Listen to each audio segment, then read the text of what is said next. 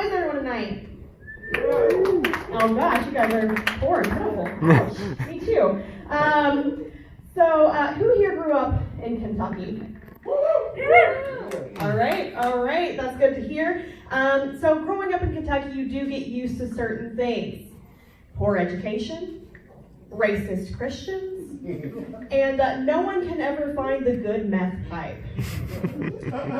I can attest to that because my family, they run a church in town and they put the meth in Methodist.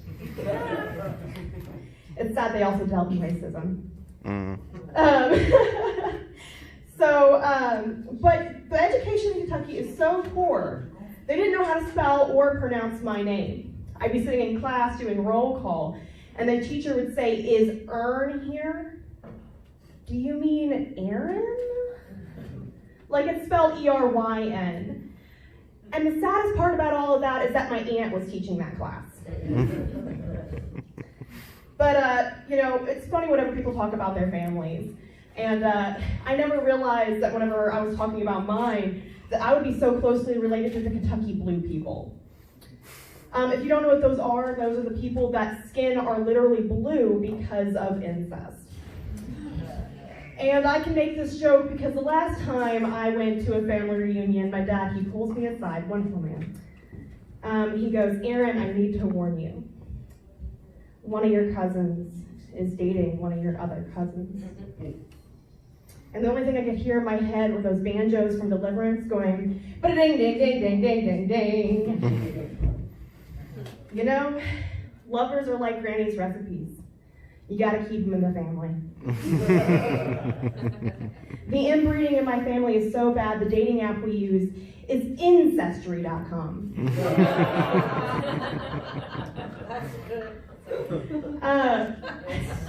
It did make Sunday dinner pretty interesting because I never realized I never knew if my uncle was going to ask me to pass the corn or ask me for my number. My uncle's Uncle Randy. And, but no amount of Disney prepared me for this, you know? It's not like there was any back alley cat singing, "Everybody wants to be a hick." Tale as old as time, brother, cousin to me. Sorry guys, that was awful. But thankfully, the redneck genes did not rub off on me. I managed to get a boyfriend. He's not my cousin, I promise. And he's really, really great, and it's nice to finally have someone I can consistently steal French fries from when I'm not hungry. But dating a comedian has to probably be the most annoying thing ever, okay? Everything is a joke. One time we were making out in the kitchen, and I hopped up on the counter, and he looks at me and goes, "Baby, you want to move this thing to the bedroom?" I looked at him and I was like, "What the fuck do I look like to you, the Incredible Hulk? I ain't about to rip this entire counter off and move it to the bedroom." Another time, we had just finished going to Bone Town, and he goes, "Man, that lasted twice as long as usual." And I was like, "Yeah, 7 minutes in heaven." He hates that joke, guys. So, as a white woman, I have found that I can cure just about anything with crystals. Okay? And I found this out by the great and almighty Gwyneth Paltrow. Have you guys heard of her website, Goop? Yeah. Yeah? Okay. So have you scrolled around it? I'm guessing you have. Okay, cool. Did you see where she was talking about sticking jade eggs up women's vaginas? Yes.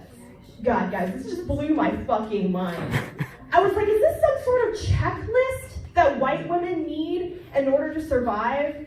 Like, okay, we got the amethyst for protection, take that condoms. We got the quartz, we got that for anxiety. Okay, and then we got the jade eggs up the pussy for sexual energy. Jesus Christ. Did you guys see how she also is making a living off of selling a perfume and a candle that smells like a vagina? Like, holy shit. Women, if you really want to do that, all you gotta do, get your vibrator out. Just go to town before your husband gets home. And then he'll get to smell some cum, and he'll be all alert.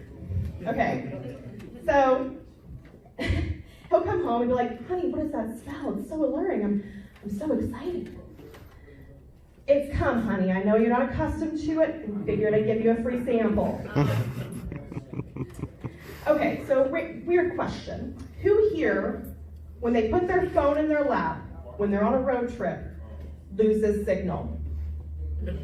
Anyone? Thank you. I'm not the only one.